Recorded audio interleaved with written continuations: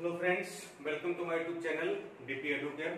दोस्तों, आज ज्योग्राफी का एक बहुत ही इंपॉर्टेंट टॉपिक है जिसका नाम है अपवाह तंत्र इन ड्रेनेज सिस्टम इन इंडिया। ठीक है, भारत का अपवाह तंत्र। ठीक है, अपवाह तंत्र में हम पढ़ेंगे नदियों के बारे में, और नदियां यहाँ पर दो प्रकार से हमको पढ़ना है।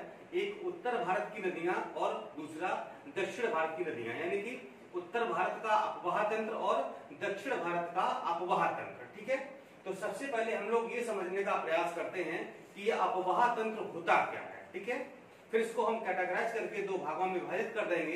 एक यानी कि जो उत्तर भारत में नदियां आती हैं वो पढ़ लेंगे, और दूसरी जो दक्षिण भारत में नदियां आती हैं उनको हम लोग पढ़ लेंगे। ठीक है, तो सबसे पहले समझते हैं कि अपवाह होता क्या है। ठीक है, इंग्लिश में कहते हैं ड्रेनेज सिस्टम। ठीक है, यानी कि अपवाह या बहाव या फैलाव। ठीक है, तो सबसे पहले तो बात यही उठती है कि ये अपवाह होता क्या है। ठीक है, तो देखिए छोटी सी परिभाषा है एक लाइन की कि निश्चित वाहिकाओं, वाहिकाओं मतलब जिसमें से होकर के बहता है। ठीक है, निश्चित वाहिकाओं के माध्यम से हो रहे जल प्रवाह को क्या कहते हैं? अपवाह कहते हैं। ठीक है, यानी कि एक निश्चित वाहिका होकर इस तरह से देखिए, ये जो है इस तरह बह रहे। ठीक है, यहाँ पर क्या है? जल प्रवाह हो रहा है। ठीक है, यानी कि एक निश्चित वाहिका, इसमें से क्या हो रहा है? जल प्रवाह हो रहा है। ठीक है, इसमें से जल प्रवाह हो रहा है। ठीक है, तो इसी को कहा जाता है अपवाह। ठीक है, अब ये जगह अगर जल अगर फैल जाए एकदम से, है ना, मतलब कि फैल के बहने लगे तो अपवाह नहीं है। ठीक है, लेकिन अगर एक निश्चित वाहिका के माध्यम से जल का प्रवाह हो रहा है तो इसे कहा जाता है अपवाह या ड्रेन। ठीक है, इसके बाद अपवाह तंत्र देखते हैं। अपवाह तंत्र क्या होता है? ठीक है, तो इन वाहिकाओं के जाल को अपवाह तंत्र कहते हैं। ठीक है, अब ये बहुत सारी वाहिकाएं इस तरह हो जाए, इस तरह, ठीक है, इस तरह इस तरीके से। ठीक है, इस तरीके से, तो ये क्या है? ये पूरा क्या बन गया? ये अपवाह तंत्र बन गया, यानी कि नदियों का जाल बन गया या वाहिकाओं का जाल बन गया जिन वाहिकाओं से होकर के जल प्रवाहित हो रहा है। ठीक है, तो इसी सबको मिलाकर के या सारी नदियों को मिलाकर के कहा जाता है अपवाह तंत्र। ठीक है, और अपवाह क्या है? निश्चित वाहिकाओं के माध्यम से हो रहे जल प्रवाह को अपवाह कहा जाता है, और इन वाहिकाओं के जाल को अपवाह तंत्र के नाम से जाना जाता है। ठीक है, अब बात आती है नया शब्द है जल ग्रहण क्षेत्र, यानी कि कैचमेंट एरिया। तो एक नदी विशिष्ट क्षेत्र से अपना जल बहाकर लाती है जिसे जल ग्रहण क्षेत्र कहा जाता है। ठीक है, कोई भी नदी हो, ठीक है, तो वो पानी कहां से लाती है? उसका एक विशिष्ट क्षेत्र है। ठीक है, जैसे कि गंगा कहां से निकलती है? गंगोत्री से निकलती है। जो गंगोत्री हिमनद है, ग्लेशियर है, ठीक है, तो उसका जो कैचमेंट एरिया है, यानी कितने एरिया से वो जल ग्रहण कर रही है और वहां से जल ला करके बहा करके अपना एक अपवाह बना रही है। तो जहां से वो जल ग्रहण करती है, यानी जहां उसका उद्गम है या जहां पर स्रोत है, उसे कहा जाता है जल ग्रहण क्षेत्र। ठीक है, नेक्स्ट आता है अपवाह द्रोणी। ठीक है, तो एक नदी एवं उसकी सहायक नदियों द्वारा अपवाहित क्षेत्र को अपवाह द्रोणी कहा जाता है। ठीक है, अब मान लो ये एक मुख्य नदी है, ठीक है, और इसकी ये सब क्या है? सहायक नदियां हैं। ठीक है, तो इन सब नदियां मिला करके जितने क्षेत्र को प्रवाहित करती हैं या अपवाहित करती हैं, जितने क्षेत्र में ये बहती हैं, उसे कहा जाता है अपवाह द्रोणी। ठीक है, तो ये सब मिलकर के क्या स्थान हो जाएगा? ये है अपवाह द्रोणी, यानी कि एक मुख्य नदी और उसकी सहायक नदियां सब मिलकर के जितने क्षेत्र को अपवाहित करती हैं उसे कहा जाता है अपवाहित द्रोणी। ठीक है, इसके बाद फिर क्या होता है? जब ये नदियां जल बहा करके लाती हैं, जल प्रवाह करती हैं, ठीक है, तो ये जल जाता कहां पर है? ठीक है, तो जल कहां पर जाता है? जल जो है जाता है दो जगह।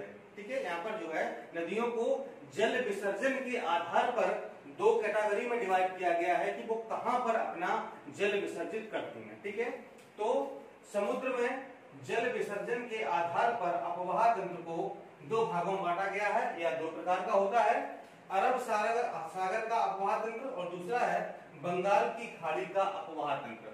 कुछ नदियां ऐसी हैं जो अपना जल बहा करके लाती हैं और अरब सागर में विसर्जित कर देती हैं। ठीक है, कुछ नदियां ऐसी हैं जो जल बहा करके ले जाती हैं और बंगाल की खाड़ी में अपने जल को विसर्जित करती हैं। तो इसी जल विसर्जन के आधार पर नदियों को दो प्रकार में बांटा गया है कि अरब सागर में विसर्जित करने वाली नदियां और बंगाल की खाड़ी में जल विसर्जित करने वाली नदियां या बंगाल की खाड़ी का अपवाह तंत्र। ठीक है, आगे देखिए, कुल अपवाह क्षेत्र का लगभग 77% भाग बंगाल की खाड़ी में जल विसर्जित करता है। ठीक है, यानी कि जो हमारा कुल अपवाह तंत्र है, ठीक, उसमें से 77% जो जल है वो कहाँ गिरता है, बंगाल की खाड़ी में गिरता है। और ये नदियां हैं, गंगा है, ब्रह्मपुत्र है, महानदी है, कृष्णा है, आदि नदियां ऐसी हैं जो अपना जल कहां पर गिराती हैं, बंगाल की खाड़ी में गिराती हैं। और कुल अपवाह तंत्र का जो जल है वो 77% जल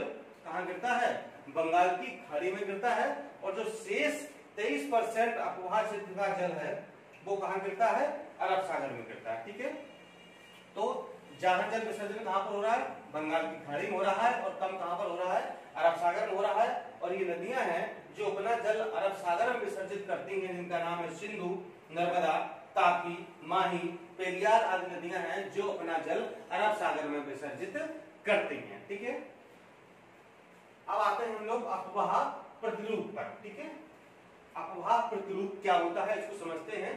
तो किसी क्षेत्र में नदियों के प्रवाह के स्वरूप को अपवाह प्रतिरूप कहते हैं। ठीक है, यानी कि जहां पर भी कोई नदी बह रही है तो वो किस प्रकार से बह रही है, उसके प्रवाह का स्वरूप कैसा है।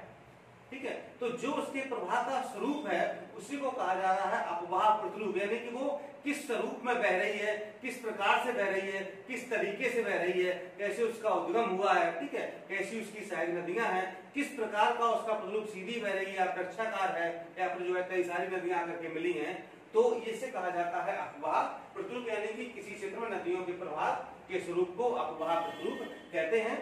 तो प्रमुखतया 4 प्रकार का अपवाह प्रतिरूप आपको हम बताएंगे। ठीक है, बाकी तो और होते हैं लेकिन कोई मतलब नहीं चीजों का।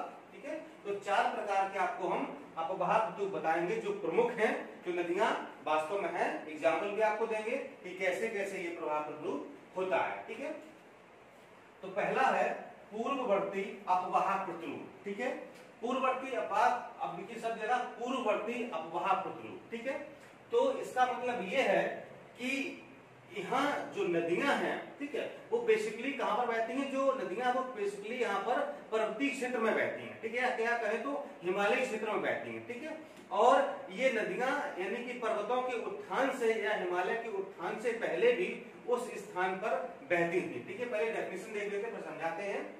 पर्वतीय क्षेत्र से निकलने वाली वे नदियां जो पर्वतों के उत्थान से पहले भी उस स्थान पर, देखिए स्थान 2 बार लिख गया है, उस स्थान पर प्रवाहित होती थी। पर्वतों के उत्थान के साथ साथ ये नदियां पर्वतों को काटती रहीं, जिससे नदियों ने गहरे खड्ड या गाज का निर्माण कर लिया है। यह केवल हिमालय क्षेत्र में पाया जाता है। ठीक है, अब देखिए समझिए इसको कैसे। कहने का मतलब यहाँ पर है कि जो पर्वतों का निर्माण हुआ था, ठीक है, जिस काल में पर्वतों का निर्माण हुआ या जब भी पर्वतों का निर्माण हुआ, तो ये नदियां यानी कि पूर्ववर्ती अपवाह प्रतिरूप वाली नदियां पर्वतों के उत्थान से पहले भी उस स्थान पर बहती थी।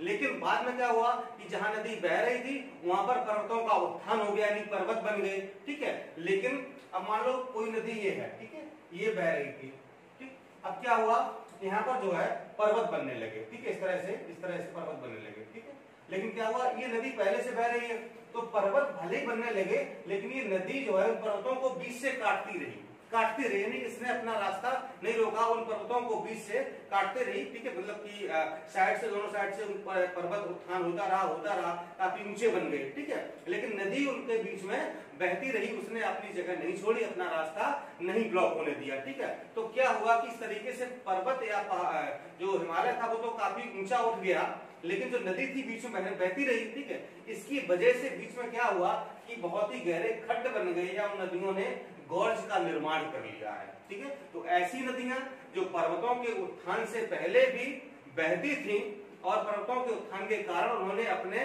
स्थान पर गहरे खड्ड या गॉर्ज का निर्माण कर लिया है, ऐसी नदियों को पूर्ववर्ती अपवाह प्रतिरूप के अंतर्गत रखा जाता है। और ये नदियां या इस प्रकार का अपवाह प्रतिरूप केवल हिमालय क्षेत्र में पाया जाता है। इसके एग्जाम्पल जैसे कि सिंधु नदी है, सतलज है, गंगा है, ब्रह्मपुत्र आदि नदियां इसके एग्जाम्पल है। ठीक है, तो परीक्षा पर यहाँ से पूछ दिया जाता है कि निम्न में से कौन सी नदी पूर्ववर्ती अपवाह प्रतिरूप का उदाहरण है या नहीं है, तो आप बता देंगे कि ये नदी है। ठीक है, नेक्स्ट है अध्यारोपित अपवाह प्रतिरूप, ठीक है। ये है अपवाह प्रतिरूप, प्रायद्वीपीय भारत की नदियों में देखने को मिलता है। जो प्रायद्वीपीय भारत की नदियां हैं या जो दक्षिण भारत की नदियां हैं उनमें इस प्रकार का प्रतिरूप अक्सर देखने को मिलता है, ठीक है। जैसे कि सोन नदी है, नर्मदा है, चंबल है, दामोदर है, तापी है, कृष्णा है, गोदावरी है, आदि नदियां हैं जहां पर इस प्रकार का अध्यारोपित अपवाह प्रतिरूप देखने को मिलता है, ठीक है।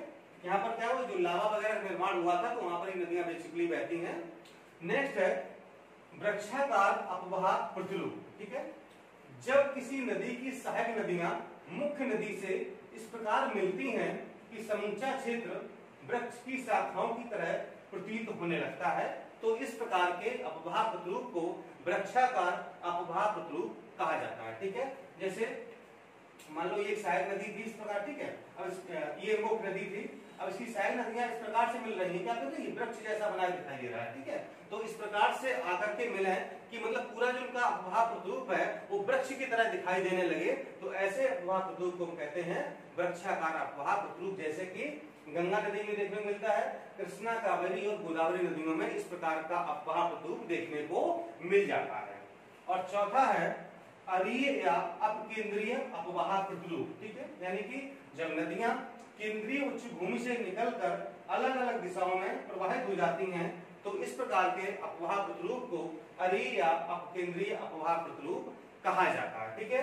यानी कि ये नदियां ये उच्च भूमि थी, ठीक है, तो यहाँ से बहुत सारी नदियां निकल रही, इस तरीके देखिए ये बह रही हैं, ठीक है। तो इस प्रकार से जब ये नदियां अलग अलग दिशाओं में उच्च भूमि से निकल करके विसर्जित हो जाती हैं तो इस प्रकार के अपवाह प्रतिरूप को अरीय अपवाह प्रतिरूप कहा जाता है। जैसे कि अमरकंटक पठार पर रांची के पठार से निकलने वाली नदियां यहाँ के एग्जाम्पल है, उदाहरण है। जो अमरकंटक पठार से और रांची के पठार से नदियां निकलती हैं वो नदियां इस प्रकार का प्रतिरूप बनाती हैं, ठीक है।